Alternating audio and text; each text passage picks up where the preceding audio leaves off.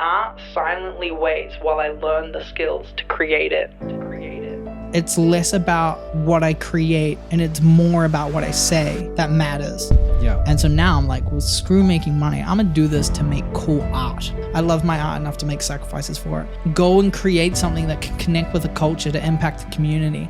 Like, go do that. I think that's an endeavor that artists should take on. That's the difference between me being able to go off and grow and have this beautiful career and these great opportunities and these grand things and being in rehab from suicide. It was that moment. It was like I got caught and I got to heal and I got to grow away from it and I got to do better. And that's why you can't do it for the high. You have to do it because you love the art of creating. And everyone in New Zealand is like, you're an idiot. And it was so much of a struggle. It was so much of a struggle. Shout out to the Wayne's Benefit for a few years. That guy, like dead ass. Shout out. And with all this plastic fantastic stuff coming out that'll look amazing and it'll be like a sweet treat and it's like, oh, that's really cool. Everyone's gonna eat it and consume it and then be hungry. And people are gonna want the meat of authenticity. Welcome to the Melding Muse podcast. Melding art and design, entrepreneurship, music, fashion, film, sports, gaming, and whatever's in between. We exist to showcase extraordinary people to inspire the next generation of creatives and leaders. My guest today is Jackson Holdaway, friend, filmmaker, artist, and content creator. We talked about the early days, creating content with impact, sacrifice, motivation, goal setting, authenticity, and a bunch more. If you're a filmmaker, content creator, or even if you simply want to hear some epic rants from a talented young creative, this episode is for you. Jackson Holdaway, welcome to the Melding Muse podcast. How are you doing, my bro? You're doing good. Doing good. Bro, it's nice to meet you. Shout out Herman for connecting us. Yes. It can be better way to kick off 2025, bro. It's the lineup that's coming up is amazing, and having you here as the first guest is just incredible. I'm the first guest of the year? Of the year, yeah. Wow, that's crazy. That's an honor. Yeah. And I set it up last minute. Pretty much. I deadass texted you like today. I have one tomorrow. I have one tomorrow. That's crazy. So now you're number one of 2025. I made it. I deadass snuck in as first place. That's how you do it. That's how you move right there. Yeah, that's it. How you know. Anyway, bro, thank you for being here. Always moving. I obviously came across your profile because of Herman. He basically said, this guy right here is going to be huge by the end of the year. And you have to have, he's very creative, and I looked at your profile and I immediately went, oh, fuck yeah.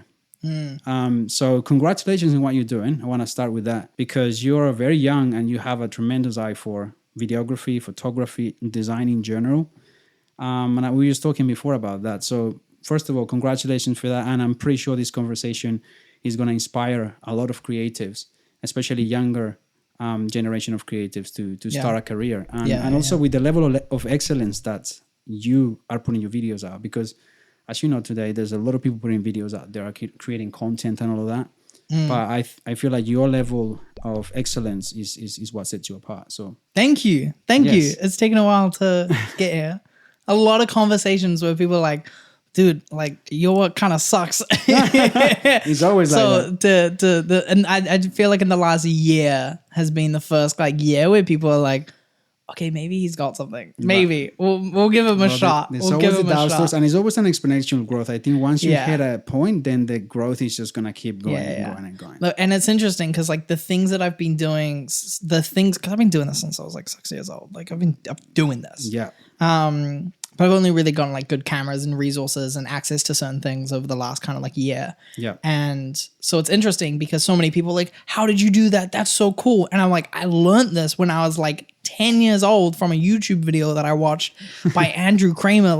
This is not new stuff to me. This is old stuff, but people have never seen me execute it in a certain way or do it in a certain way. And so it's funny because they're like, wow, this is really cool. And I'm like, I learned that ages ago. Right. Yeah. Or old things just resurfacing and people are like, I found this new editing trick. And I'm like, dude, come on. This has been around. What do you mean? You've been doing it for a long time. That just shows the resilience that you had since you were very young. And I want to start the conversation with that, with early beginnings, because somebody to be executing the type of videos you're doing at your age, just like you mentioned, you probably started very young and you develop a very good eye, a very good sense of flow when you're creating a video, these types of things. I started doing this when I was also very young. And to me, the reason why I also got really good real quick is because I was doing it with music. I'm a musician, so I was editing videos for music. And it's one of those things that if you start doing it very early, it's a lot easier to learn it and develop it. So let's talk about that. Let's talk about your journey into what you're doing now. Yeah, man. I started with the obsession over Blu-ray DVDs because they had the behind the scenes of all the movies. And so when I was like a kid, like I'm talking young, I just loved movies, and I loved the behind the scenes because it was like a magician was performing a magic trick in front of a crowd, and then he would take you behind the curtain and show you how the trick was done. That's how it felt. I felt like I had this kind of like this unique insight to this world that kind of belongs. So I'd like watch all these, especially Indiana Jones is kind of like what I grew up on, and to see how that was done, and to see how like, you know, they went out and found the same mountain as the Paramount thing, and like they filmed it, and I'm like to do the match cut, and it's like that was really cool. Like that's the OG match cut, and then now it's like this huge trend that everyone does it, and it's like that's where it came from. And so for me, it came out of this fascination, and like it's corny, but like when I was a kid, I used to love magic tricks and I used to love magicians, but I do think that there was this element of like this there was this element of like this trick that was being done in front of me, and I got to kind of experience and play a part of it in a weird way. And so to be able to do that, in fact, one of my videos that I used to do back in Vine, back in those days, I think maybe even on YouTube. No, I did it on YouTube way before Vine was a thing. And I did these videos of like magic tricks, the series of magic tricks, but they were all fake things that I'd edited. And so that was like, I'd put the ball in my hand, and then I'd roll it out, and then I'd be like, it's gone. And then I would cut the part where I roll it out, and I would try and get it so perfect that you couldn't notice the difference. And then I uploaded it, and I think it got like some views, and people would like comment, and they're like, this is how the frick did he do this? Or like chuck the blanket up, and then I learned to mask myself out. Like I've been doing this, you know what I mean? Wow. Yeah. So it came from that place, and so... And then it just sort of snowballed. And then I got, actually funny enough, I got a job at a trampoline park. If anyone fishes this up and finds this, I will come to your house and strangle. I'm kidding. But I worked for a trampoline park, and I was just like, oh my gosh, these people need to get on TikTok. And this was right when TikTok was new. This was right when it kind of like went from Musical.ly to dancing, and then it was starting to become a little bit more than dancing and this other stuff. And so I was like, oh, this is a great platform for like these people to just reach an audience. And like, sure enough, like it did numbers. It didn't do huge, but it did enough. And it was very locally aimed as well. Like it was like Christchurch, like this area of it, like it was like specific. So hesitant to say where, because someone's definitely going to be able to like trampoline park, Christchurch, TikTok, boom, there you are. Oh, I see. But yeah, it was very aimed, and it got people in the door, and like people would come in and they'd be like, oh my gosh, you're the guy off the TikTok videos, and like that was crazy. And then I moved to Auckland, then I got involved in like this weird cryptocurrency agency, and they were like all these cool guys living at this big mansion making all this money, and I was like, this is crazy. And I like just sold a bunch of NFTs, and I was like, this is so cool, because it was like it was taking this gift that I had like learned and studied and fell in love with, which was filmmaking and art and creating something beautiful. And it was also showing like, hey, this could turn into money. Yeah. And this can turn into a career. And this can turn into like you actually doing something more. Yeah. And that was almost a little bit of a light bulb moment for me. And I was like, okay, this could take me further than what I anticipated. Wow. And so I was like, this is everything I want to do. Yeah. No other job. I worked at a movie theater for like maybe a year when I was in high school. Nothing else since. Like, I want to do this. This is what you want to do. Yeah, that's tremendous. You talked about the behind the scenes stuff, which is quite interesting, because for me, I also love doing like watching that kind of stuff. Any early like filmmakers that you admire, like that you said influenced the way that you were doing films, or were you just like sort of experimenting at that time? I think I admired more the techniques of things than I did of people. And so I became very obsessive over like how they shot things and like why composition matters to emotion, and Right. why they chose to cut from this scene to this scene, and why they held here for longer, and then this part's really felt like I just became very obsessed over those different elements. Yeah. And I also became very obsessed over it translating to the more modern media, which is like YouTube and, you know, the short form TikTok and Reels and like all this other ways that we now consume, which is like obviously a lot more popular now, but like back then it wasn't like, it was like the main goal was you go be a filmmaker and go make movies, and it's still kind of the main goal. But now a lot of people, they want to go be YouTubers. Yes, like that's a complete different thing. And it almost seems like a complete different skill set as well. But that I think is interesting in the sense of like me wanting to go do that kind of like changed in that sense. But I was just obsessed over like the techniques, and then me being able to translate it into like getting views on YouTube, or how to hold retention, or how to, you know, get someone to go buy a product through an ad, or you know, those things that became very interesting, because now the technique of something meant something, because it could cause someone's response. That's right. What do you think is you talk about, you know, YouTube, and I agree 100%, it's just completely different landscape now in terms of filmmaking for those different two outputs. What do you think is the key difference right now in terms of moving from one to the other? Of like film and YouTube? Yeah. And the other question, actually, before I forget, because you mentioned all these things that you're learning, right? Is this all self-taught? So you're going through like YouTube videos and learning? Yo, bro, I'm sitting, for anyone that knows. Like, this is YouTube University, I'm right? like, this is YouTube University. This is like, this is F around and find out. Like it was get on the laptop. It was download GIMP.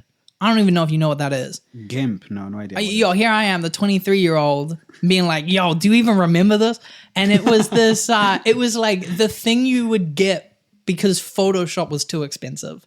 And so it was very, very popular. And I would download GIMP, and I would like, because I wanted to make myself fly. Like that was so cool to me.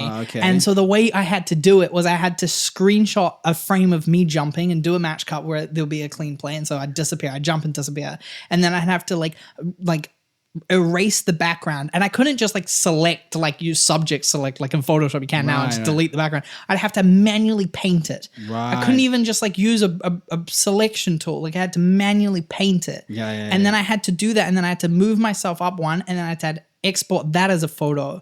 And then once you exported it, I forgot why, but I don't think it was like in layers or something, but it meant that I had to do that whole process every single time. And so I get like 5 frames of me just moving up, and no motion blur either. Like it's just, it's so like almost like stop motion, pretty much. It's pretty much stop motion like at that real, point. like real hand. So I learned from that. And so because I think that contributed so much, because I learned how to go the long way. And so the moment there's subject select, and the moment there's like all these tools to do this thing, which I love. And I think, especially, we'll probably get into like AI and all that other stuff. I love it so much because it fast tracks a thing. But my desire to spend time is still there. And so now it's just, I can delegate the time into something else. So like I might be able to make myself fly faster, but now I can delegate the time into like, why am I flying in this shot? Like, what does that add to the story, or what is important, and those kinds of things, which I find is like a beautiful transition. I've sort of grown up having to hustle and fight for the skill set of it, and now it's easy. Like now you can go download CapCut and like chuck on a template and like add your video, and you're like, oh, look at these crazy transitions, Just like whatever. It so much. It's just so quick and fast. But now I'm like, okay, but why am I doing these transitions? What does this matter? What does this actually add, and how is the audience going to receive this? And so but I built the work ethic from a kid, because I had to hustle to get the results that I wanted. And so that's tremendous, bro. I do remember doing that as well. So, but the story I have is when I was at school, we had to do this stop motion film, and I decided to do like a horror film. So I had to grab each frame. Yo, I did that, bro. I did a horror trailer thing for my film school. Bro, I had to like take photos of myself in my room wearing this like, you know, just a hoodie or whatever, and then just doing this whole walk and whatever, and doing this, you know, scary thing or whatever, and then I have each frame in Photoshop. Each frame I had to like Photoshop things on and whatever, so that when I stitched them together, it was like bro, it was so much work, So much time. so Days. much fucking Like time. actually days. And then you show someone that and you're like, And they're like, was what? 2 seconds Yeah, it's long. like, I think it was 10 seconds. Yeah. Oh, I was like, fuck. Yeah. And we'll get to AI because I also want to pick your brain on that. I use it a lot and it's just going to change the game. And precisely because of what you say, because I feel that it just, for me, my job and what I do is simply gets me to execute ideas a lot quicker and validate them a lot quicker. Yeah, for sure. But let's pause that for a second because I want to, you talked about short form content versus filmmaking, which is again 2 different avenues, right? In terms of the way that you construct the story, stuff like that. Yeah. So far, you've focused primarily on short form content. Is that a right assumption? Or have you worked on something long form? I've done some long form content, which actually we should dive into because I've done some cool long form projects with KO. Okay. Who's a young chaotic kid that I absolutely love and will jump in front of a bullet for. But I've been more obsessed over long form, over YouTube. I've studied long form a lot more. Okay. Like disproportionately. Everything that I've learned in terms of what I do, I studied long form. But because of how much time I take on something that's 30 seconds, means that I just took the short form route. Right. I see. I haven't seen you long form, so that's why I can't really ask you whether, like, to see the style, how that dramatically changes. But yeah, it would definitely. If you watched one of KO's videos, you would not expect me to have made it. You'd be like, I see. You made this? It's not super cinematic. It's not color. Like the color grade's like basic. It's not. So what do you think is the emphasis on that? The story. The story. The story. Right. And not just the story. It's it's finding story when there sometimes seemingly isn't. There always is, but like sometimes it's hard because this is like a 14-year-old kid in New York that'll run around and just say and do whatever he wants, and it's hectic, and I love it. And I'll follow him with a camera and film him doing it. And he'll do pranks. He'll like jump into like baskets with like toys in it. One time he went into like a off limits like construction site. And like I'm following him, filming him, and I'm scared because I'm in the city that I'm like never been in before. I'm like this little Kiwi kid from New Zealand, like breaking and entering. Like what? And so I'm like walking and filming, but like trying not to like get caught. Cause I'm like, oh, like the police are gonna like, you know what I mean? And then he like picks up this stop sign and starts walking out. And I'm like, this is hilarious. Like, what is he gonna do with a stop sign? He wanted to go stop the traffic and just go stand in the middle of the road with like a 14-year-old kid. Oh my God. And so I'm filming him. And then there's this guy in the vest, and he's standing there. He's like, hey. And I'm like, oh, it's game over. And he starts sprinting. What are you doing? And I'm like, oh, we're in so much trouble. Like we're gone. Shit. We're in so much. And then he goes, what are you doing? And then this like kid with the biggest smile on his face goes, I wanted to go stop the traffic. And then he starts laughing his head off. And I'm like, there's no way. And then he's like, bro, is this for YouTube? And starts pointing at me. And I'm just like, yeah. And he's like, yo, what's up? And like high fives him. And he's like, yo, let's get a photo. And like gets a photo with him. And like no context as to like who he is or anything. And that was just crazy. So there's this part of the challenge, which is like trying to tell the story and capture something that's just chaotic and all over the place. And there's not a lot of, like I try my best to plan. Like he knows, like I'm like, okay, KO, we're going to film this. And he's like, okay, cool. And then just runs off and does whatever he wants. And it's great. I love it. Right. And it can be challenging sometimes. And we did that. The first video I ever did for them. And this is the first video I ever uploaded to YouTube that I worked on 100% from film, edit, upload, YouTube. I mean, maybe some stuff that when I was like a little kid, but like as of recent years, got 250,000 views. Wow. Every video he was doing before that got like 1,000 to 2,000 views. I think his highest view video was like 5,000 views, which was a music video. Wow. That one got 250,000 views. What do you think was the key? We had a guest on. Her name was Star Bands. And so I think that helped because she had a huge name and she was like, okay, I see. big audience pool. But the biggest thing was we didn't just do an interview, or we didn't just film like some random like little collab. We were like, we're gonna do a chicken, or what was it? We were gonna do a cheese chop. That was what it was. A cheese chop date.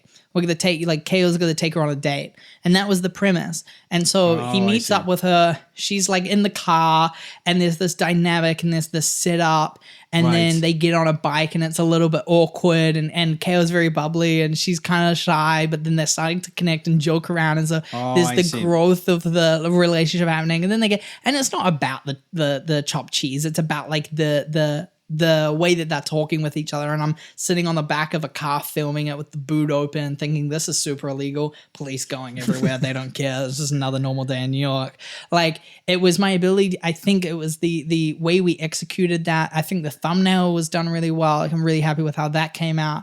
And I think it was just the ability to constantly be telling a story, and to constantly, because like you click on it, it's like, oh, that's cool, like a funny little interview, maybe some jokes, cool, whatever. But like, even just Kao's like character and how entertaining he is, and the way he's able to be spontaneous and ask questions, I think was really valuable. And I think the part that I got to play in that I'm proud of was just being able to capture that and to let that shine, and to lean into that as much as possible. And so I think that did well. And then like a video after that, 130,000 views. A video after that, like I think it was like 120,000 views. And then they hired another editor, 5,000 views, 6,000. Not like shade to them, but just like, I see. It was definitely like, it's really hard. It's a big challenge. And I feel like I've studied it so much to really like capture a story and tell it in a way that people care about it. Getting people to care, like no one cares. Yeah, it's so getting really people hard. to care is like, man, there's the so much challenge. content out there that so much. It's so much stuff. Why am I going to watch your video? You know what I mean? It's like, yeah. The competition's insane. Yes, 100%. So you talked about the. Do you have anything to do with the actual concept for the video? Like this whole concept of him going on a sort of date with her and all of that kind of stuff. Do you also have like an input on that kind of stuff? Yeah, so there was a level with that one where it was like, hey, here's Star Bands. We're going to do a collab with Thinking We'll do a date vibe. And then Kao's like, I want to go get a chopped cheese because he's hungry. Right. He's a kid. Like, he's not like, I want to go make this. You know what I mean? It's like, oh, let's go get chopped cheese. I want chopped cheese and I want to take her to, like, you know what I mean? And then I'm kind of like, okay, cool. Let's ride the city bikes. I'm going to sit on the back because then I think we're riding and that's going to be entertaining because we're moving through the city and we're going to capture them. And then, hey, Kao, if you want to just jump off the bike and go run and do something funny, or if you want to ask random strangers random questions as we're biking through, do that. And then so there's a level of like, I kind of get given some stuff and then I go like, okay, let's get the most out of this. But there's other cases like Christmas, we did a bit of a Christmas special one where the whole concept, it was funny. The concept that I gave them was that Kao was going to act as an elf, and but he got fired because he's like this ratchet kid that like runs around and so he was like, I got fired by Santa Claus, and so now I need to go find a job. That was like the premise that I gave them. Okay. The footage that I got back, I couldn't tell that story, and so it was just too challenging because he didn't mention elf or anything. Right, okay. But I still needed to tell a Christmas story of some kind. And so what I ended up doing was I ended up telling the story about how like Kao's on Santa's naughty list and now he's trying to do some good things to get off the naughty list. I see. So you massaged to sort of fit the footage that you had at that point. Yeah. So I took the footage. If you go watch the video, the intro is just like, this kid's in serious trouble. And then like there's like this big montage of like some strangers be like, get the out of here, and like all this crazy stuff. And then you're like, what did this kid do? You know what I mean? And then it's like this deep voice and it's like, this kid's in serious trouble, but this kid's on the naughty list, and then like there's the naughty list and his name's on it and he's like got to do good deeds to get off of it. Yeah. And then it's like, if you're wondering why he's on the naughty list, here's why. And then it goes into the chaotic footage and there's a little bit of a story of it, and there's also character development and like there's those kinds of things. But it's also just like entertaining pranks. Like, he's an entertaining kid. He's really, really funny.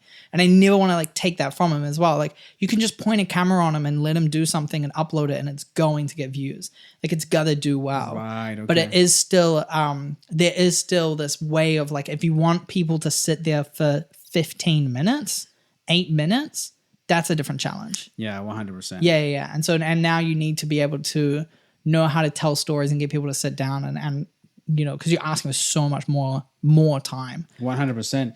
Because this whole thing about YouTube and stuff, people are studying it like every day, right? The algorithm changing, the thumbnails, all that kind of stuff. People know about that. Was there at any moment things like, because it happened to me when sometimes you're doing designs or whatever, and something that you figured out that you went, fuck, I wish I knew this like many years ago, that I figured out that wasn't the same stuff that is told everywhere, but a specific thing, I don't know, leading a hook with conflict resolution, something that you tried and you went, fuck, this is working really well for me. I think I wish I started YouTube earlier. Right. And did more YouTube stuff. And even for my own personal stuff, I created a YouTube channel. Yeah. And so like, Jackson, if you're watching this in a year and you haven't uploaded a YouTube video, I'm going to kill you. Yes. I'm not, because that's bad. I can. But wait a minute. Hold up. I like that. Pressure is on. Game on. Life on the line, buddy. But that's like a big thing. It's like, damn, if I had just uploaded, I've made videos. Yeah. I've made YouTube videos. Never pressed upload. Whole thing done, ready to go. Never pressed upload. Wow, seriously. And I just wish I had pressed upload, because I feel like I have more of a gift in that. And also, but kind of coming back more to the root of the question of like just things that I wish I had to learn. Yeah, I think it's just like put more intention and clarity. And it's better to execute something simple with excellence than it is to do an average job of something that's complex. Yes. Yeah. You talked about long form versus short form. For people that perhaps, because I just realized that we're talking about these things that we both probably know, but if somebody's listening to this who wants to get into filmmaking and they don't know, what do you think, if you could highlight key aspects of short form versus traditional, because those are very different types of things. Yeah. If you could like bullet point 2 things from each one of those formats that would help you navigate the different environments. One big thing, an audience sign up. The audience sign up is completely different. If you go to watch a movie, you have bought the ticket, you've bought the popcorn, you've probably spent like $100 on everything. Like, let's be realistic. It's absurd. You've traveled some distance, maybe not long, and sometimes maybe very long. Pretty much. You've invested so much. You yes. sat down, the room's pitch black, no one else is talking. Maybe you get unlucky and you're in a kid's movie. For the most part, no one else is talking. And you're now watching, and you've watched trailers for the last 2 months. Your sign-up's different. A TikTok video, I moved my thumb this much, and now your video is being shown to me. Yeah. And so now I need a reason why I should give you 30 seconds. And that's another thing I think about highly, is like, I don't want to disrespect my audience's time. I find that the most valuable thing that they could give me. That's very good, yeah. And so if I'm stuffing them around by having a long intro or a complicated intro because I didn't want to spend 10 extra minutes to just think of a better hook, like I genuinely see it as like me not valuing my audience. And so when everyone's like, oh, you don't want to like, you want to make art and don't worry about the analytics, and don't worry about if it reaches an audience, and like, don't worry.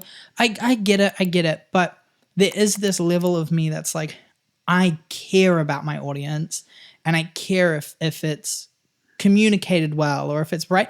And now what my audience could be, maybe the audience is like literally 10 people that I can write down on a bit of paper with their full name and last name, and I know everything, and like, those are the people that the video is for. And so if it gets more than 10 views, lucky me. But if it doesn't get more than 10 views, then that's cool. That wasn't the goal. The goal was to reach these people.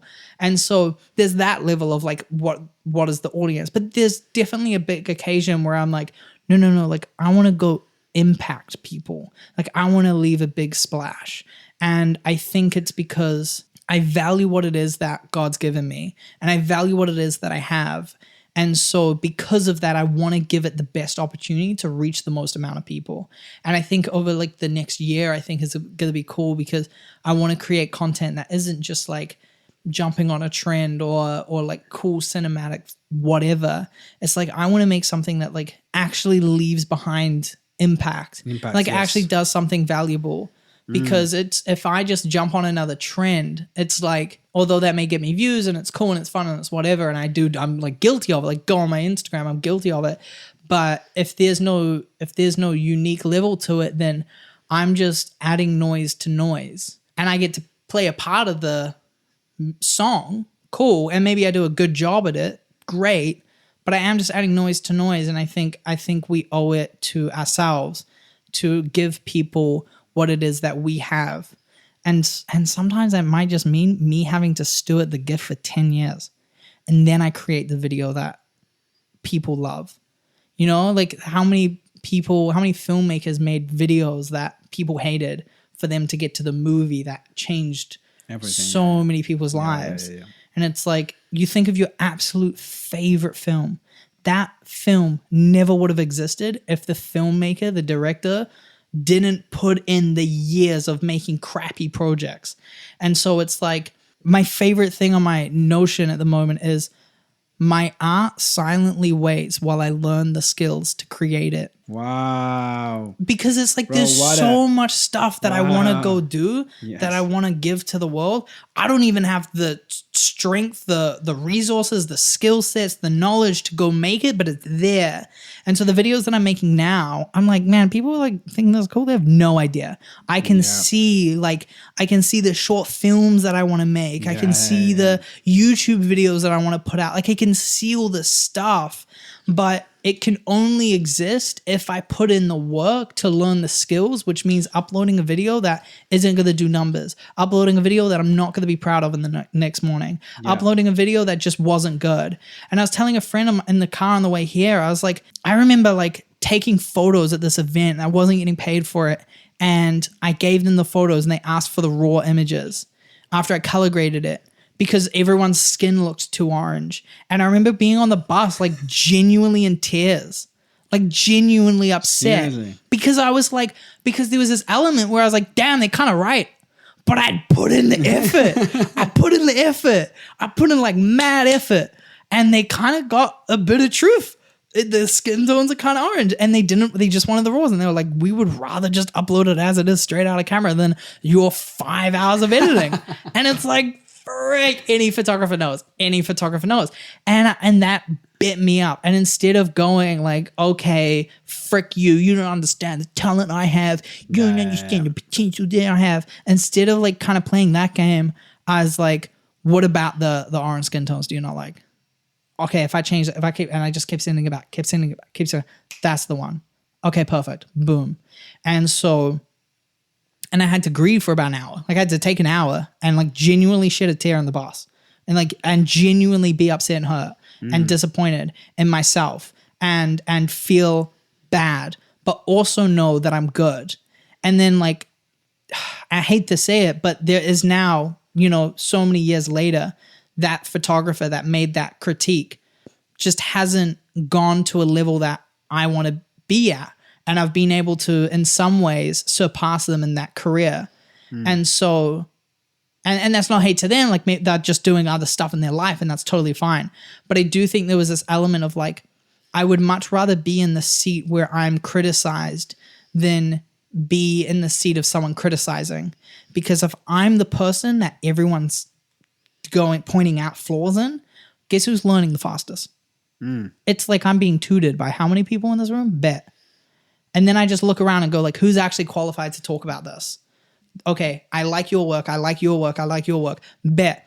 What do you think about this? You think I should change this? I bet. How do I change it? Do I press this button? Like I will ask. Like if you come up to me and you like comment on something and you be like, yo, this is bad. And I go to your page and I actually like your work. I will message you and I will be like, yo, can we get on a call? I'm like, why would I take offense? Opportunity to learn. And that's how I've been able to get so far, I think, because I think my curiosity has the capacity to hold people's opinions. And I don't think a lot of people have that ability. I think there's a great strength of mine is to be willing to listen to just like what could potentially be bad. And like, it hurts though. Like I don't want to sit here and say it doesn't hurt. It hurts, man. It does. And I think, again, I come from the design background, which is very similar. And I think what you're talking about is the fact that if you're a creative, man, you have to have some tough skin because you're going to get trashed so much. And you have to just learn by people to that are not playing the game. Yeah, and sometimes, man, you I mean, bro, with designers, you get criticized by marketers. right? Who have no fucking idea. And you go, you have no fucking idea what But you're they doing. don't care about your But it's always a design. subject. They It's care always, about the conversion rate that it has. bro, sometimes it's like very subjective opinion. So you have to be open Yes. Yeah. from the beginning Facts, to facts. listen, to get, different people's opinions. What you said, man, I mean, word to everything you just said. Now you said so many cool things that I'm trying to remember because there were so many points that you made that I hope everybody got in their I head. just shot a lot at you all at once. Yeah, you did. But it was so much insight in every single bit that you said. It's so hard for me to upload a video because I know I immediately gonna hate it. Right? Type. Right? So it's so hard because most of the time when you're doing this social media stuff or you're uploading videos or whatever, if you keep going back to the same video, you're never gonna get momentum. And it's so hard, right? Yeah. But then at the same time, what you said, basically what you were talking about in terms of the quality and your excellence is your brand. Yeah, it is. Right? So it's basically you're projecting your brand. When you put a video out, that's your name, that's your brand. That's what, when you look at a film from Quentin Tarantino, whatever, is Quentin Tarantino. And that's their brand. And that's what they're trying to protect. And a lot of people, like even when I started the podcast as well, like, I remember I had like this conversation with my wife where she, I wanted to get everything that I wanted to be on the place because I knew what makes me so unique. I don't even have a public profile, but I knew that if I make these things right, like with really high quality, my podcast was going to stand out from a lot of them. And it worked immediately because a lot of people just go with this sort of with this thing that, you got to start lean and just do it really quickly, but they have to also think about the quality that they put out and how that sort of merges in the, sea of content. How is that going to stand out? People forget that this art game of content on social media is also just like there's a right way to do it. Yeah. And that sucks. Right. To be honest, because I want to be a creative and I want to go make beautiful art that I like. And it doesn't matter what anyone else thinks because I like it and it's for me. And that's all it is. And that's the stupidest thing ever. But I mean, I get it. Yeah. I think there's a difference between like, I need to figure something out about me. Right. And it's not about anyone else. And so I'm going to shut the door and I'm going to make a mess on this canvas. It's going to be messy, but it's not about what gets on the canvas. It's what gets out of me. And so like, I'm going to journal and the grammar's going to be wrong and the things are going to be messed up and there's no sentence structure whatsoever. Probably one full stop and that's at the very end. But it's to get something out. And so I think there's that. And that's great. Yeah. Go do that. Maybe not on social media, but go do that. But then there is this level where it's like, I'm going to create something to reach people and to do something and to have an impact. And I think honestly, a lot of people, I think, rob the world of experiencing the art that they have to offer just because of their laziness. Right. Or because of their self-doubt or because of all these things. Like how many Mona Lisas got put under a bed that could have changed the world, right? But never got, someone believed a thought or whatever. And it's like, just, go and create something that can connect with a culture to impact the community. Like go do that. I think that's an endeavor that artists should take on and shouldn't be afraid to tackle.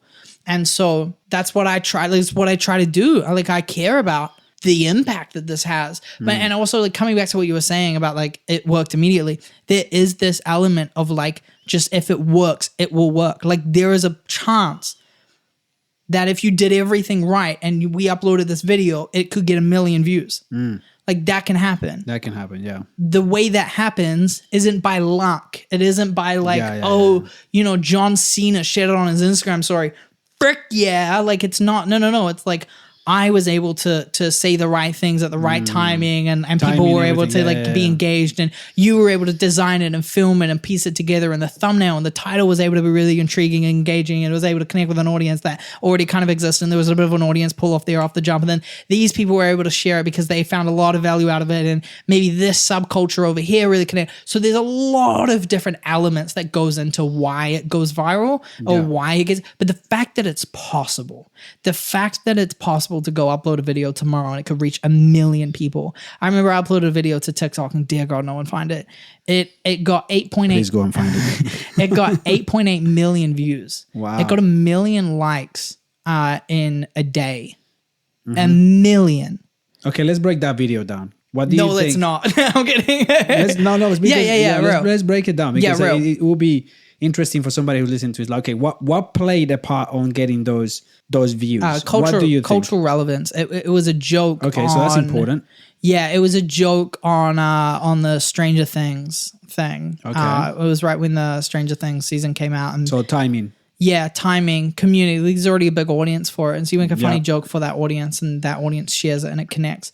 But it's interesting in that sense. It's like if I could upload a video and it could get, like, let's just say hypothetically that I'm gonna film you for 10 seconds. And I'm gonna post that video, and it is going to get 100 million views. No, like it depends on what you say. Might get no. It will get 100 million views. Now you forget about all you forget about what the color of the background is. You forget about the lighting. You forget about all this other crap. Yeah. Now all you care about is what you're saying. And that becomes scary. That becomes huge. That's a huge factor. And so I think about that a lot, where it's like, if my next video were to go off and go viral and get a lot of attention, what am I saying? What am I telling the world? It's becoming, and I'm starting to kind of like self-realize over the recent months, is like, it's less about what I create and it's more about what I say that matters. And so the skill set of being able to use the tools correctly to connect with that audience matters. But it's more about like, the actual thing that I'm trying to say, that matters significantly. Okay.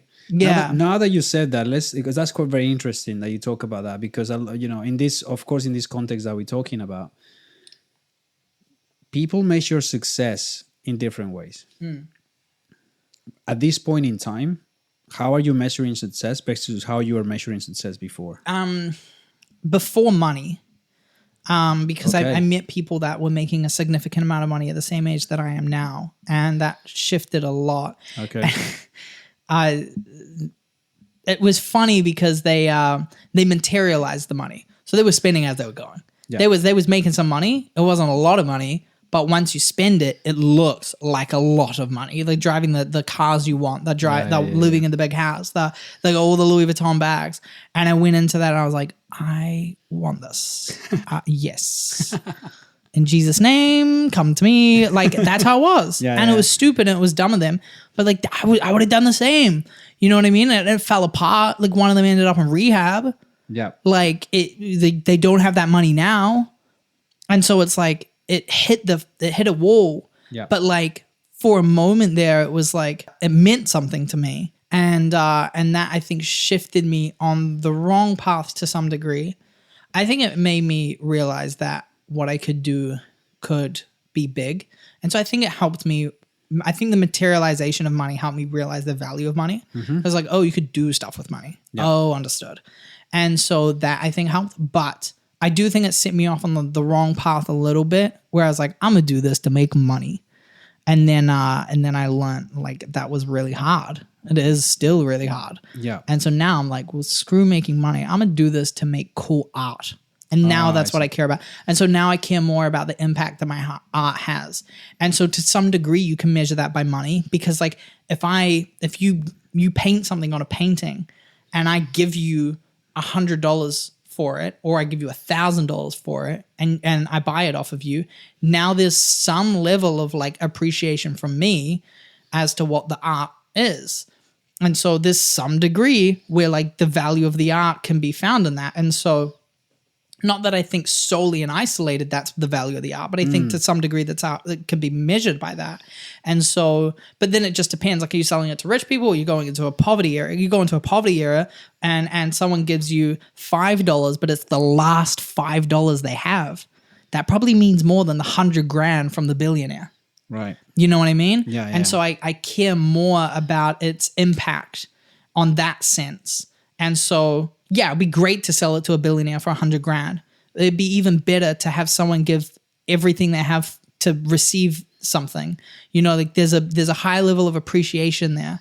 Like there's a high level of sacrifice. I think love is measured by sacrifice. The amount we sacrifice for someone or something is the amount we love it. And like, you go look at the Bible and go look at Jesus, like, died on the cross. It's like God who loves us sacrifices one another. Like that's the measurement that God goes, this is how I measure love, by the way, sacrifice. And so to me, it's like, there's the same, like I love my art and the gift that God's given me. And so I'm a sacrifice for it. And I've sacrificed more than I wanted to. Bro, very interesting point about sacrifice. And I want to ask you about this because literally you walked right into the question. There's a particular piece of art that perhaps is not equally monetizable as other. And you know, there's filmmakers like James Franco, right? That have this philosophy where they make money to make the movie they want to make. Have you noticed that? Exactly. Yeah. So they do like a Hollywood film that they perhaps they go, whatever. Yeah. But they make that money so they can make the movie that they actually want to make. They want to make. They want to make. So it's like almost to your point about sacrifice. Is there anything like that has happened with some of your projects? And because you talked about, measuring success, of course, how much money you can collect. But has there any project that you've done that you go, man, this is worth more than money for me because this is an output of a particular piece of art that I want to put out in the world that doesn't necessarily have a monetary value for anybody? I will say there are sacrifices and skill sets that I'm trying to build to, it's like I almost feel like I am doing the Hollywood thing where I'm currently making the Hollywood movie to get the money to go make the movie that I actually want to watch. Yeah. You know what I mean? Yes. And so there's a level of it where I want it to impact people. And so it's like, I want to build an audience of people that they care about me and not just what I create. And so if I put something out on YouTube, they're just going to click. They're not going to be like, what is its title, thumbnail? Is this worth my time? It's like, they're like, Jackson posted. You know what I mean? Like that's the kind of audience I want to build. Now, if it's 10,000 people, that's still a lot. There's a lot of people. If it was 1 million people, great, cool, whatever. But like, I don't care how much it is, but I do want an audience of people. And then I feel like, okay, cool. I got this kind of like baseline.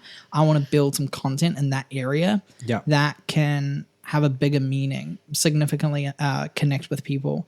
And so, like I said earlier, like my goal, and I've said this for like a few years now, it's corny ass, but every time, because everyone will be like, oh, what do you do for work? Well, I don't know, just do anything that you need. I'm like, anything that I can do and you'll pay me for, that's what I do. And that's a good approach. Yeah.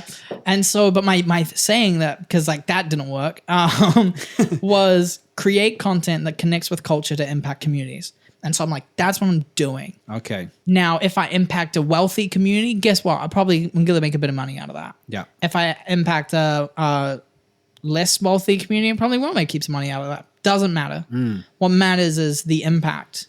The creating the content's one thing. Like it's in order of process as well, which I love. So it's like, I'm going to go there, I'm going to create something and create content. Cool, now I have something. I posted it, no one saw, no one cares, whatever. Okay, so now it's not connecting with anyone, right? So now I'm going to make something, and then I'm going to post it, and my friend's going to message me, oh my gosh, this is so funny, haha, I laughed so hard, like whatever. Now I've connected with someone. Okay, but it was only one person, and they forgot about it the next day. Okay, so now I need to impact a community of people. And so like now I'm going to make this piece of content, whether it be educational, whether it be comedy, whatever, like vulnerability, sadness, whatever, right? And now it's going to connect with these people. And now those people are going to have some actionable response to it. Right. And so that's why, coming back to what I was saying before, that's why I care about what the message is. Because if for whatever reason, all my ducks are in a row and I have the skill set, which is important, but I have the skill set to make a video that can go get 10 million views, now it matters about what I actually say. Yeah. And so let's talk about that for a second, because you talked about the message, which is very interesting. If you were to put that into words, like what would be the message today? If you were to make a video right now, what's a message you want to deliver to the community? I think the greatest message that I have to offer is the greatest gift that you have to offer the world is your authenticity. Like that's what I want people to know. Like who you are, like who God made you to be, like who you actually are.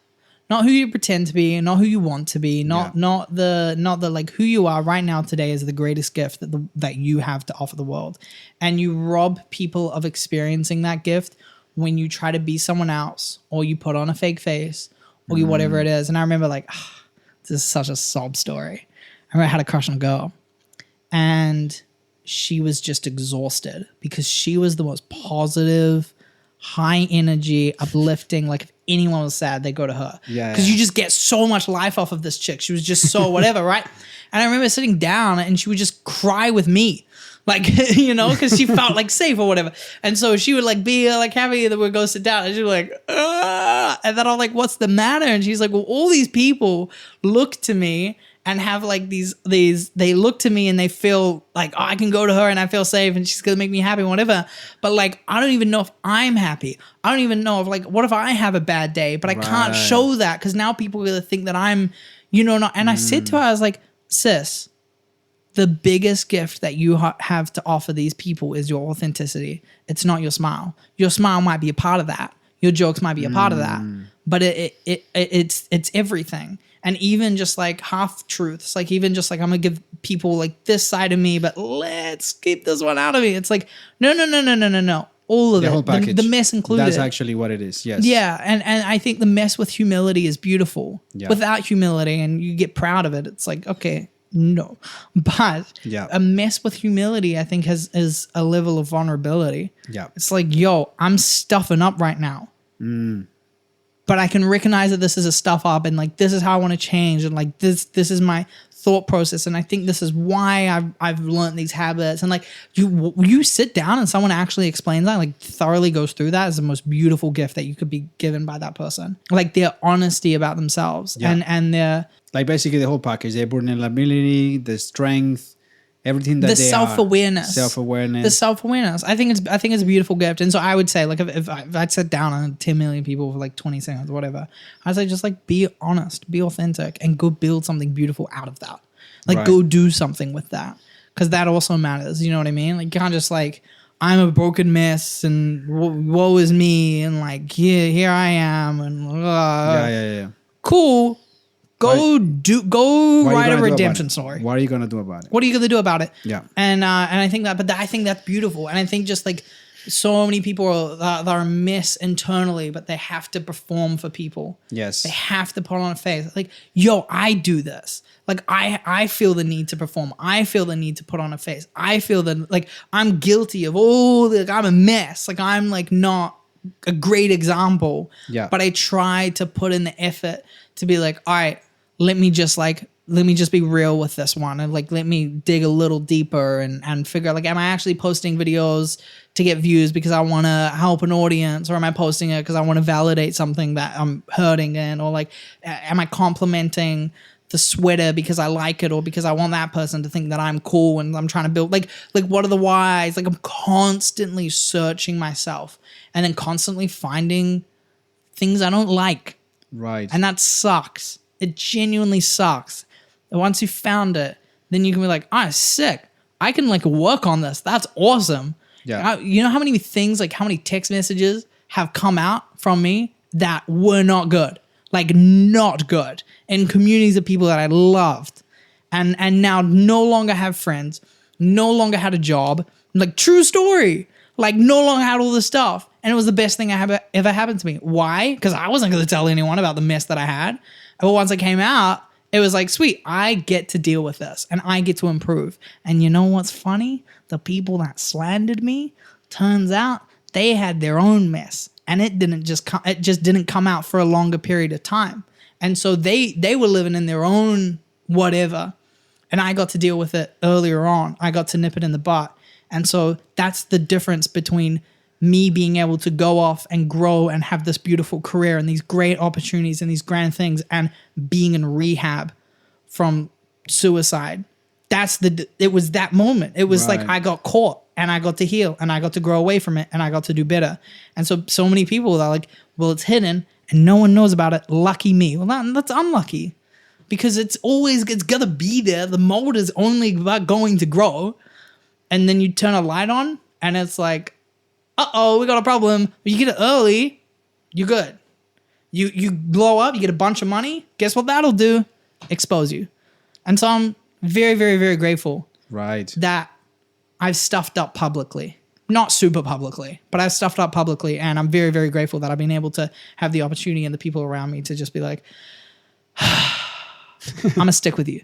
You know what I mean? Right. Like, Yeah. freaking idiot. I'm going to stick with you. I'm going to help you get through it. And because of those people, I've been able to grow away from that and do so much more. And there's still so much. There's still so much that I'm like, all right. Hope I don't get any money anytime soon, because I wonder if like this part of me will get exposed. Like there's still so much that I'm like, okay, gotta work on this one. Yeah. You know, okay, Yeah. I probably shouldn't impulse buy because if I, you know what I mean? Like this is just stuff that I'm like, And the good thing about it is that you're self-aware, right? That you know about these things. Right? Yeah. That's awesome, bro. I mean, we talked a lot about basically your ethos and the way that you work, which I loved. For the people that are watching this and they might be wondering about, you know, your technical side with the stuff that you use. Walk us through a little bit of, you know, what cameras do you use, what software do you use? Yeah, man. DaVinci Resolve, go-to. I used to edit on Final Cut, and Sony a7 IV, like other cameras I've used, pretty much what's ever been available to me. So what's the DaVinci Resolve? Why do you switch? Color grading? I think it's where I found it, but also it is just better. Like the Fusion tab just has like more options. Okay. It just runs a bit smoother. I was never on Premiere. I was always on Final Cut Pro. And obviously for like what I do, like being able to like adjust the, I don't know, curves on keyframes was important. Being able to like do all these like weird little, like I love to be in control. Right. That's another thing going on to like the AI thing. AI is cool. AI is great. Love it. So here for it. I'm excited for it to get better. But I also want to be able to be in control as much as possible. Yeah. And I just don't get, right now, I just don't have that with AI. But like, because I know how to use the tools, I can go in and I can tweak this. And there's so many people that like, you know, they can use presets and it looks all right. Yeah. But then like, oh, I need the animation to do this instead of this. But they can't change it because it's a preset. They don't know how the buttons work. I went the long way and I just sat down. I was like, I'm gonna just learn it. Yeah. like the long way to do it. Cause then I know like if I want to go make a movie or I want to go make a short form, whatever I want to go do, if there's a moment in there, I need it to look like this. I need it to move like this. I have the skill set to go through and do that. Now that you mentioned that, so walk us through your creative process real quick in terms of like, so you have an idea. I want to do this video and I think it's going to be this length, and then I'll write a script and then I'll storyboard it. Like walk us through that process of I want to do this to the final. I think a lot of it is undisciplined curiosity. I think that's what it is. I think it's this like, I kind of want to do something like this. So let me see if I can write a script for it. And then sometimes I get through the script. I'm like, never mind. That just needed to be a script. I got it out. Sweet, cool, done. Don't need to make it into a video. Thank you, Jax. We did it. Yeah. And then other times it's like, oh, okay, this is something. Or sometimes I'm going through a footage and I'm listening to music and I'm like, oh, I feel this. Music is a huge thing, by the way. For me, I need to feel the music. I was saying this to some of my friends. It's like so embarrassing, but I will literally like put on AirPods and I'll dance. Like I'll jump around the room. If it's hype, if it's sad, like let me get in my feels for a second. Like let me go like for a walk and like drench myself in this kind of music and like feel something, so that when I'm editing from the perspective of my emotions, understanding what it is. And so then I feel like I'm able to have good pacing and good rhythm. And I'm like, okay, I'm going to hold here for a little bit longer because I want people to feel this. But like this needs to be really fast because no one actually cares about this. So like I haven't given them a reason to care. And so I need to do more setup. And like that's kind of what it is. I kind of I usually start off with music. Yeah. But I mean, sometimes it can be different. Sometimes it's the idea and then I go find the song, and then like finding the song is like 4 hours of my time. Like it's crazy, but that usually will start off with music and then I can kind of like go from there. But with KO's stuff, like his stuff is more what's going to get views, what's going to get engagement, what's really funny for him to go do, like what's something cool and what's something he wants to do and like what's fun, you know what I mean? Yeah. And then how do we optimize that for an audience? And so... But for your own personal ones, the ones that you do, so you go through the music. For me is also the first thing that I do. And it takes you the longest because that sets the pace for the whole video, right? Yeah, music, but also like color grades. Like what I often I was going to ask you about that. So color grade comes where? Because it sets the mood as well, almost. Yeah, I think in my current process, and I think it will change with certain projects I'm doing this year, but my current process is go out, film for an entire day, come home. I'm super excited to see the footage, drag it straight into my timelines. I'll create timeline 1, which will be selects. That's what you call it. And then I'll dump everything on that, like the whole terabyte of footage, whatever, right? usually like 150 gigs, and it could be like 5 hours of footage from like one day.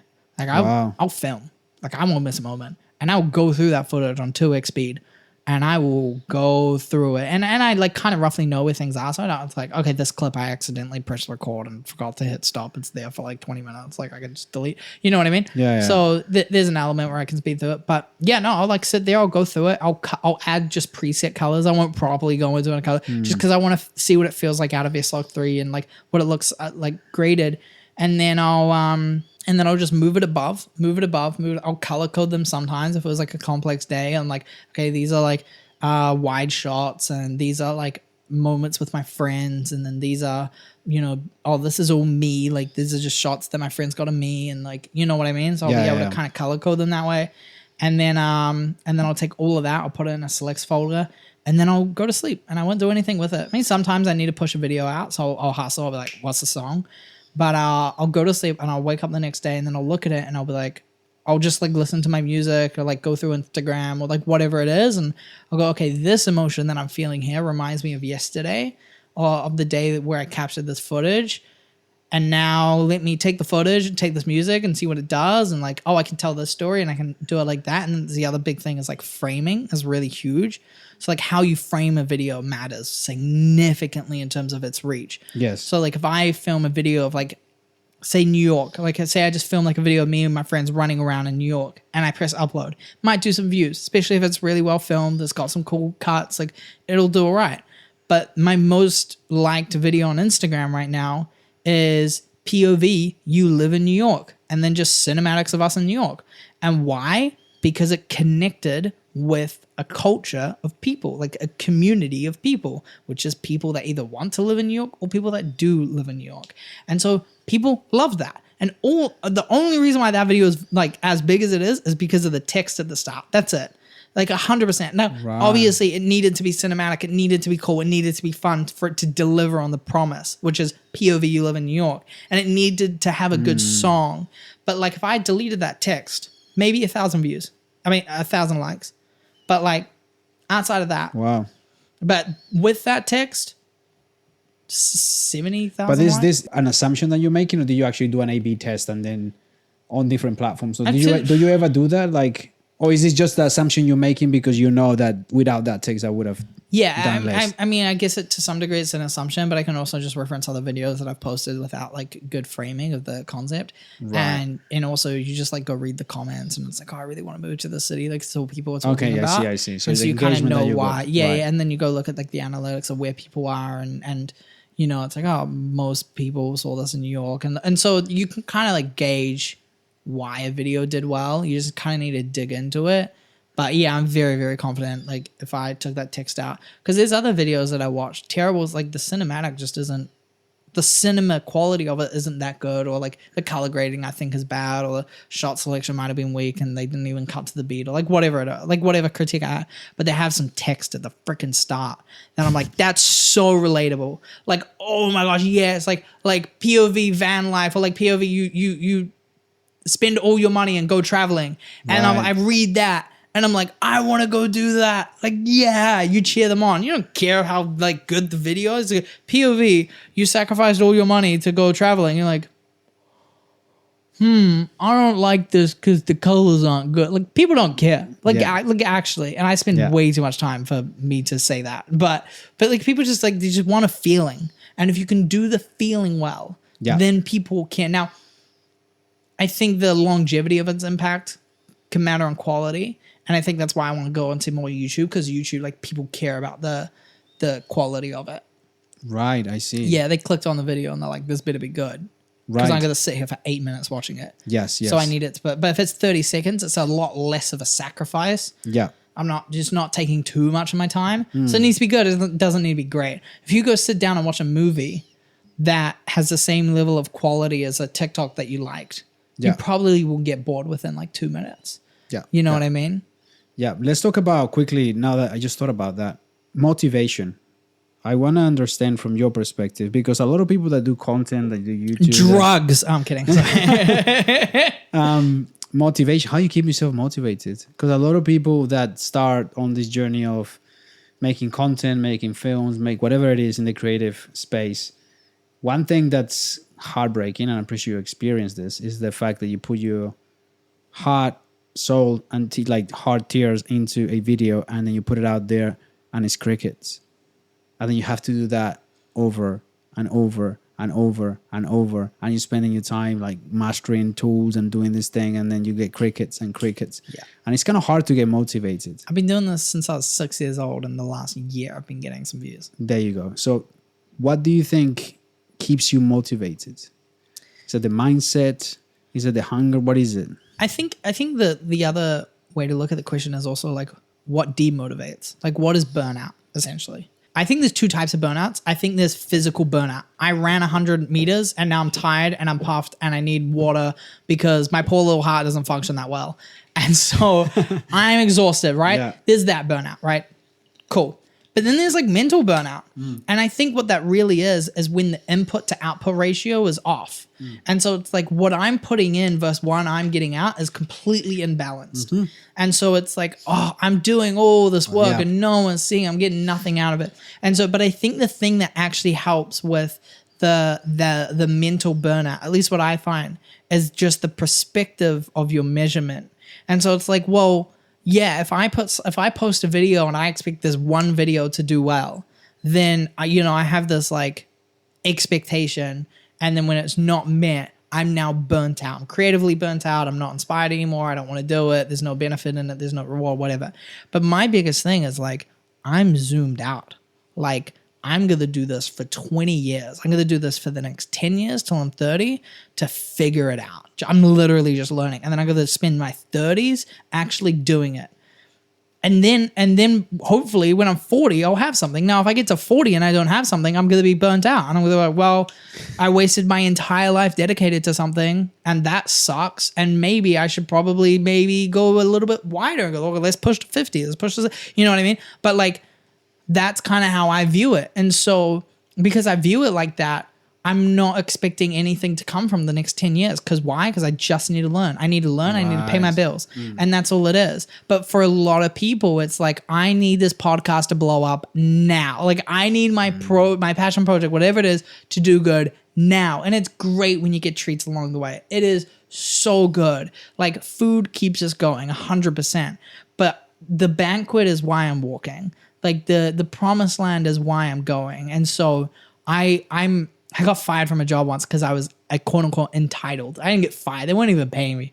But I got kicked out of this group because I was like too entitled. And I'm like, yeah, I am.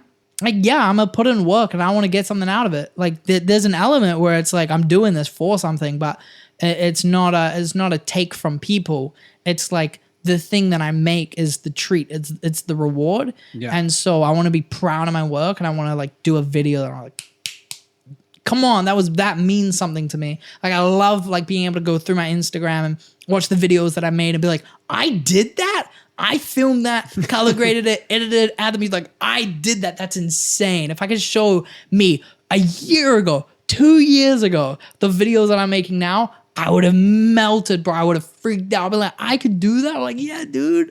Like, that's crazy to me. And so there is just this level of like, I do get these rewards. And I'm not saying like, it's just pure grind and I'm getting nothing out of it. And a dry, it's surviving in a desert. Like, no, there are treats. But there is this element of like, no. Like, my kid's going to live in a good house.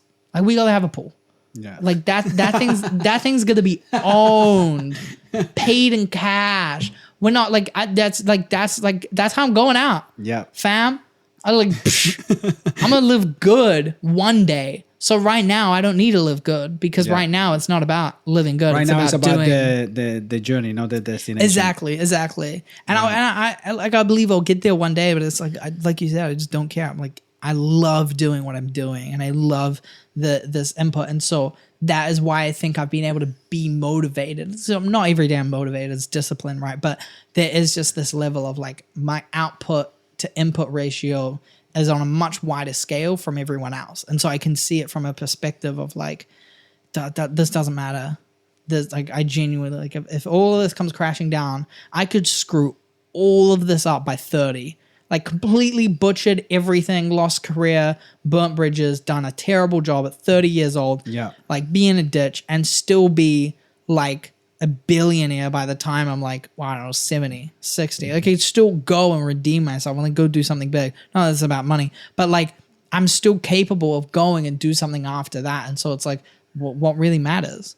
It's why I can get on a freaking plane to New York with like $500 in my account and like nothing coming in and stay there for 3 months and like starve and hustle and like work my butt off and collaborate with meet so many amazing people and just learn, literally go just learn all the time. So I'm able to do that because it's not about money. It's not about like all this other stuff. It's like, I'm here to learn. I'm here to take these risks.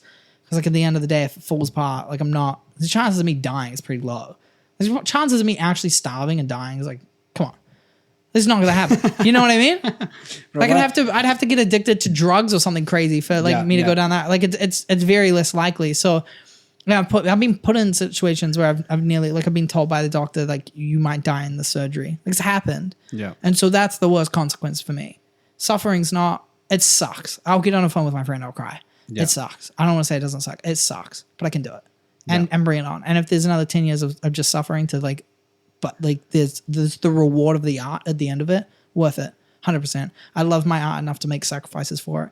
And also when I really look at the things that I want to go do in my future, I can honestly sit here and say the price that I've paid is an insignificant amount to the significance that I've been promised. Bro, it seems like you're just super passionate about this, and that's why there's no need to get any extra motivation. You're just passionate about what you do, and you see your objective very clearly in your mind. And dude, I want to quit every day. Every damn day.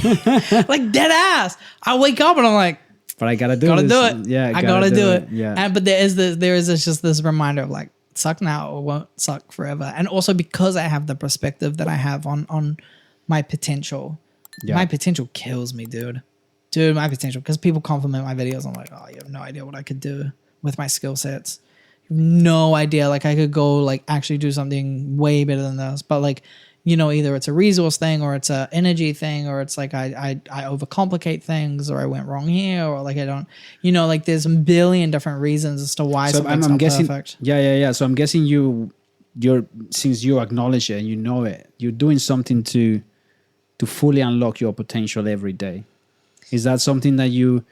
Because, you know, a lot of the times, you know, is that dramatically fail every single day and go to bed and be like, damn, I wanted to get to a 10. I got to a -3 somehow. Okay, I see. Weird. Like, honest. Like, I genuinely, I looked at last year and I'm just like, everyone is like, oh my gosh, I can be proud. I'm not like a perfectionist that never celebrates. Like that's wrong. Ask my friends. I celebrate. I shove it in their face. I'm that kind of guy. Like with my close friends, I'm like, yo, I did this. And they like, you know, I'll be proud of it for 20 seconds. And then I got to open the laptop and I got to sit there with unedited footage for 5 hours and just figure it out and have no hope in it. And just like, this video is going to suck. Like, but I hate it when a video goes like viral, like does well. I'm like, damn, am I ever gonna make another video that does well? I'm just genuine. Like that's how I feel sometimes, especially when I go start and then I'll edit a video and then like I'll play it back and I'm like, yo, this is why I'm the god. Like, you know, that I hype myself up again. Yeah. But I only had this small window of time from like having the video finished, being really proud of it, sending it to all my friends, posting it, getting the feedback loop, like being at it, and then next project. And as soon as the next project starts, I'm like, damn, here we go again. Like, oh, this sucks. This is going to go well. And all the thoughts come in, you know? How musicians work as well. You know, they make the big hit. They make the big song. And then it's like, oh, fuck. Got it right. Now, how's it gonna be right. And the big high only lasts for this long. And that's why you can't do it for the high. You have to do it because you love the art of creating. And you're passionate about like what it is you're gonna say. Like that's why I study the skill set so much, because I believe in what God's put inside of me enough to give it a platform. Tremendous, bro. And like I said to you, I think you're gonna get really far. You said your goal to have 100,000 followers by the end of this year. How do you set up your goals? That's a crazy goal. That's a dumb goal, TBH. But I have a friend that did it in like 6 months. So what's your plan? Yeah. Like, first of all, answer this question. How do you set up yourself your goals? Like, you know, oftentimes people say, if you set up some goals, don't set up for failure. like do something that's reasonable. But some people shoot for the stars. Yeah. And, you know, they go, I'm going to have this crazy ambition and I'm going to do whatever's possible in the universe to make it happen. How do you set your goals and how are you going to achieve these 100,000 followers? This is such a great question. I think ambition should be measured by the details of the goal. And so it's like, if you came up to me and you're like, dude, I'm going to do $1 billion in a month, and you've never made more than 10 grand in a month, I'm going to be like, okay, buddy, go you. Yay. Now, if you came up to me and you're like, the same situation, but you're like, dude, I've built this AI software, like it's beat Sam Altman's thing. I've been working on it for 20 years. No one knows about it. I'm about to release it. This is the price point of it. This is how I'm going to scale it. This is my marketing team. I've got these investors that are going to come in, like, and you have every single detail lined out between, you know, the 1st to the 30th of how that goal is going to happen, then the goal has legitimacy. And so then the goal has a bit of weight. So for me to like post a video saying I'm going to do 100,000 followers in a year, it's still impossible. The goal still looks impossible and it still feels impossible. And I want that to be the case. But it's also not a dream that can't be, like, it's not, like if I had to set 1 million followers in a year, I just don't know how to do that. And I'm just being honest. Now, am I going to rule that out as a possibility? Heck no.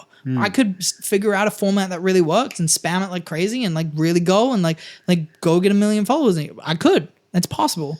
But I don't know how to do that. But I do know how to go get 100,000 followers. And so this is the year I want to prove that to myself.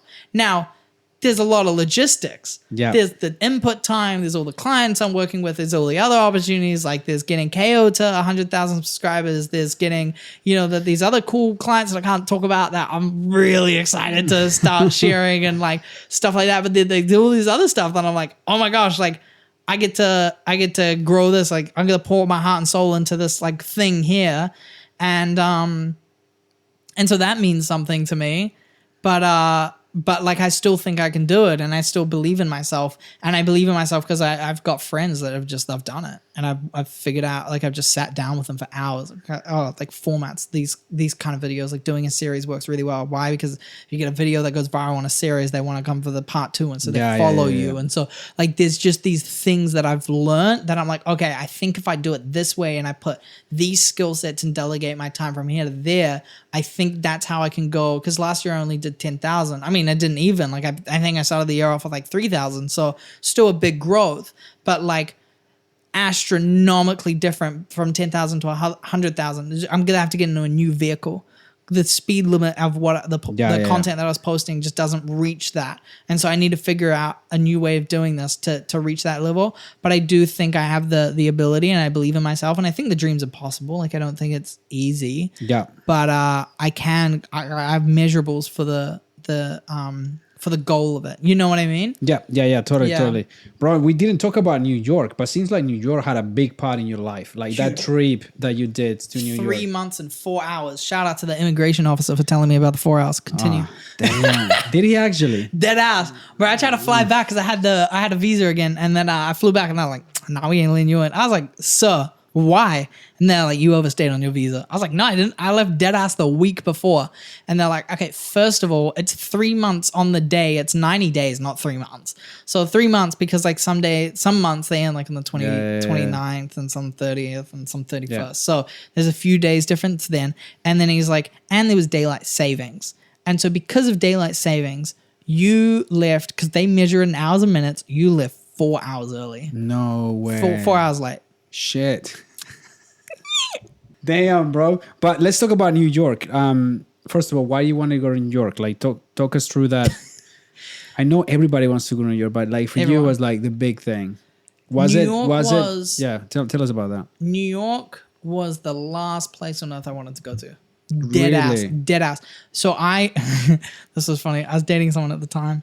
And I had this little opportunity to go to New York, and I had a job interview for like this thing, and the company that was like situated here in New Zealand, and they had an office over in New York, and they interviewed me for the thing. And this girl that I was seeing at the time, she was like, you need to do it. She's like, you need to do it. You're gonna love it. I want to go to Dubai. Dubai was my thing. I was like, I want to go to Dubai. I want to go, because I was like around all the wealth and the money people, and they were like, yo, Dubai, Louis Vuitton bags. You know, I was around those guys. And so I was like, I want to go do that. Freaking New York okay. rats, garbage, like filth, like nah, like shootings on the street, nah, I'm good. Like just wasn't on the thing. And so I was like scared, man. I was terrified. Like New York is rough, and it is. And so I just didn't want to go. Lost my job that I was working here in New Zealand, and I get a text from this guy, and he was like, yo, I got a studio. No one's doing nothing for it with it. What if I got you some plane tickets? You come over here for a couple months, for a few months, and you can just stay in the studio and use the gear and just do whatever you want. We can just hang out. I dead ass got fired like the day before and had like no income. I had like $500.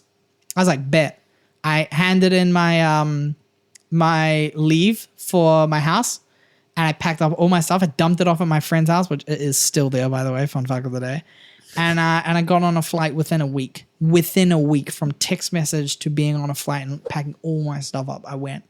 And it was one of those things. I remember being on the plane, just like terrified, man. Like genuinely, it's just like, I'm going to a place that doesn't exist. It's like it's just like it's heaven. Like I'm dying. I'm going somewhere that just doesn't exist. It's how it felt. And then I get there, and I remember like, oh my gosh, I talking to a friend about this all the time. It's like, there was this one day that I will never forget. It was honestly, and I'm not trying to like just exaggerate, it was the best day of my life. And I'm like honest, it was the best day of my life. And all we did was get on city bikes and bike around New York. But it was this moment that I felt this, because I was with all these creatives, and they loved making videos, and they were talented beyond my like skill set at the time. And like, you know, like these people were like, oh my gosh, I've seen this guy's videos before, and like I've seen him on Instagram, and like now I'm with them, we're on these bikes and we're biking around, and they talk how I talk and they walk how I walk, and they have the same struggles as me, and they have the same, like they were so similar to me. And that completely, like, I never found that in New Zealand. And that's not to throw shade in New Zealand. I love New Zealand, and I think there's a lot more creatives in New Zealand that we've found and that have thrived. But honestly, like I just didn't find it here. It was just everyone's too underground. New Zealand's underground, so everyone else is underground. And so It's like I just never found that. And then New York was the first time it was the first honest time I never felt loneliness in my pursuit. And the biggest thing that I've sacrificed for this craft and this art that I have is people. Has been the hardest and the biggest sacrifice, but I've made that sacrifice. Why do you say that? Because it's time consuming, it's such a different pursuit from everyone else around. Right. It was like, I'm gonna turn this into a full-time job, and everyone in New Zealand is like, you're an idiot. There's no money here for that. No one's gonna pay you to make friggin' videos. Like it's not valuable. And it was so much of a struggle. Shout out to the Wayne's Benefit for a few years. That guy, like dead ass. Shout out. Dead ass. But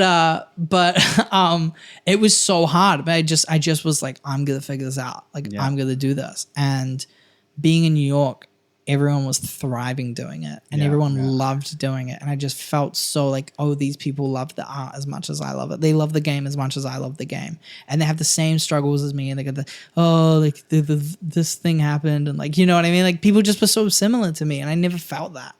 And I just connected with people, and I remember that day like it was yesterday, just biking around and like just being like in awe of the situation that I found myself in.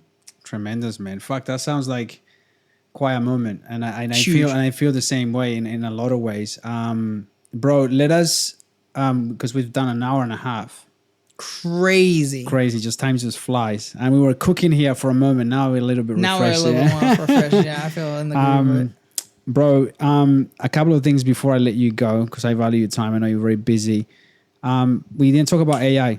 Let me know your thoughts about AI. What do you think? First of all, how are you using AI in your workflow at all? Not really? Not really. There's some implications. Like I love what Photoshop has. The tools are just easier there.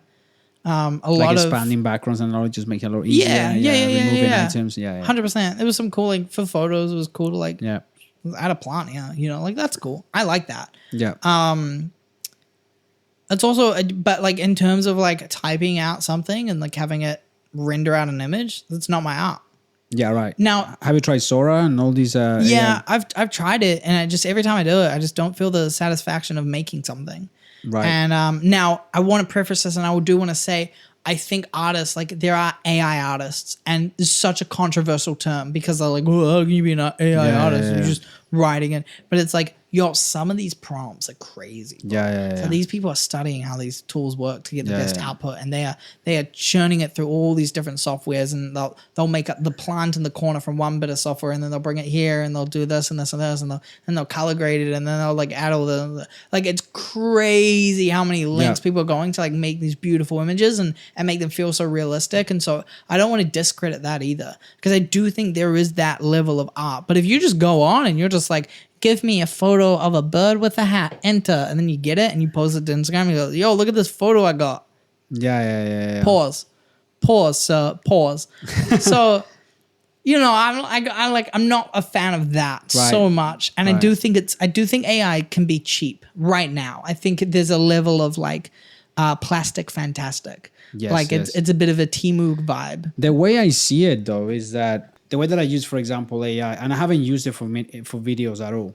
But when I saw it, the first thing I thought is concept testing.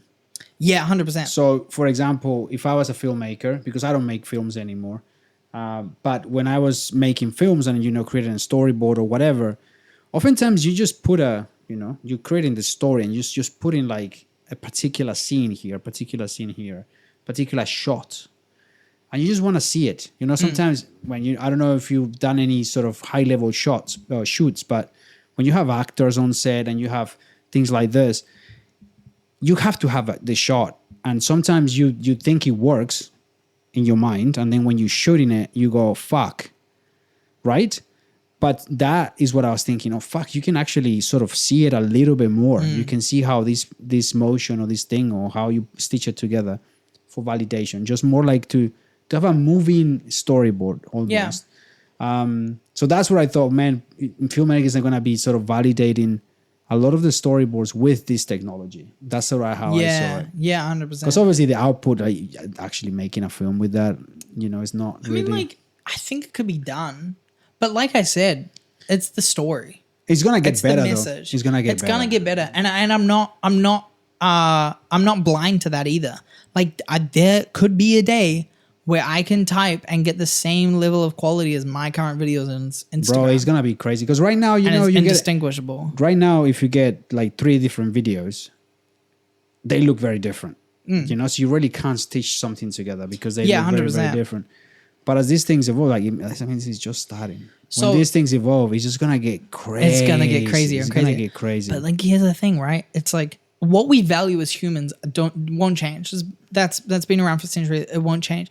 And I think one of the biggest things that we as human beings value is authenticity. And with all this plastic fantastic stuff coming out that'll look amazing and it'll be like a sweet treat and it's like, oh, that's really cool. Everyone's gonna eat it and consume it and then be hungry. And people are gonna want the meat of authenticity. Yeah. And people are gonna want the real stuff. Something genuine. Yeah. And that's gonna become more and more and more scarce. As AI improves and as it's easier to fake things and it's easier to do whatever, people are gonna become more and more hungry for something that's actually real and has some substance to it. And so honestly, I think creators out there should put more emphasis on their content being authentic and honest and true to themselves and what they want to make, and that can go have a huge impact on people. Because like I said, I think the greatest gift a human being has to offer is their authenticity. And so with all of AI, it's only going to be a thing of like the honesty that someone has to create, and then use AI as a tool to enhance that. Like, I have a story to tell, I'm gonna use AI to tell it. The story's the part of it that's authentic. You know what I mean? I see what you mean. You mean. Tremendous, man. We can wrap up with a couple of things. So I usually do this with my guests, which is I have a soundboard right here. That's crazy. And these soundboards got a bunch of questions which you don't know what they are. Oh, that's sick. So you just tap whatever you feel like it. And this guy's goated. He came prepared. So you stop whatever you feel and then you can just answer the question. Yo, are these questions relevant to the emoji? Potentially. Nah, that's crazy because one of them's a baby. Yeah. Insane. I have to. Do it. What's a piece of advice you would give to your younger self that would have saved you years of stress? Oh, that's so good, dude. This is cool. Create constantly. Just create. Don't care about what other people think. Don't care about what it's going to do.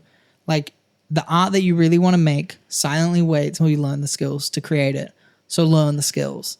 Like, that's the piece of advice I wish I could give myself. It's just like, just go learn the skills. You can't make the videos you want to make right now. Yeah. Womp womp. Now go figure it out. Yep. You know what I mean? Yeah. Yep. Stop. Another one. What's a fear you've overcome that you're proud of? If this will work. Because so long it was like, this isn't going to work. I'm terrified. Like doubting yourself. Yeah, the doubt. And not just the doubt, but like, is the input to output ratio going to be worth it? You know what I mean? Yeah, I see what you mean. Come back to that, like burnout. Yeah. It's like, I feel like I've been able to overcome that and gone, 10 years. 10 years of figuring it out. What's a habit or mindset shift that completely changed your life? What God has placed in you is more valuable than what you give it. And so it's like the thing that I have, the gift, although it may not be good right now and may come out messy and but like it is worth the effort of stewarding well. It is worth the effort of putting out. And I've I felt like in the past, I'm kind of like, oh, this isn't worth anyone seeing this. Like, this isn't worth pushing and fighting for. Like, no. Like, what God's put inside of you is worth the sacrifices that it demands. All right, this one. If you could swap lives with any fictional character for a week, who would it be and why? Any fictional character is crazy. Damn. What are some good fictional characters, man? Yo, can I pick Indiana Jones? You can. Dead ass. He's a fictional character. He's right a there. fictional character. I'm gonna pick Indiana Jones right there. I'm gonna just go on adventures and find gold in the middle of like the jungle with arrows flying at me, and then some big bull rolling to hit me over, and then I'm gonna just run. Like, that's if I could just like live like that, I'm good. That's good. I'm good. Tremendous, bro. Tremendous. You want to top another one? We'll do one more. We'll do one more. One more. Damn, there's a food question in here. It's crazy. I want to, like, what's the most absurd one you think? I actually don't even remember, bro. That's crazy. This trash one seems interesting. If you could erase one decision from your past, would you? And what would it be? Staying in America for more than 4 hours. Overstaying my visa. Overstaying my visa by 4 hours because of daylight saving. Frick you. I'm kidding. I love you. If you want chocolates, I've got you, immigration officer. We could be besties. I swear. Let me in. What is it? Okay, what is an actual good answer? I feel like everyone goes like, I have no regrets because I have a million regrets. I have a bunch of things I wish I did differently. The lesson that it taught me is very valuable and right. But if you could erase it, what would it be? If I could just erase it and it never happened, but I could still take the lesson that I have from it. Yeah. It would be not sticking up for myself. I think I've done that a lot where I just let people walk over me because I undervalued what I have. Which comes back to the piece of advice that I give myself, which is like value the thing that God's given you more than you give it credit, because so many people just stole that at a cheap price. Yeah. And they're like, oh, we'll check out a couple $100, or like we'll do this, or like whatever. And it's like, cool, that's like my rent's $250. And you want me to work on this for how many months? Like what? You know what I mean? Like, totally I just don't. Yeah. Like, that's the thing. I wish I could just go back and just be like, yo, you need to get on this meeting and not ask for food as compensation for work, fam. Yeah, 100%.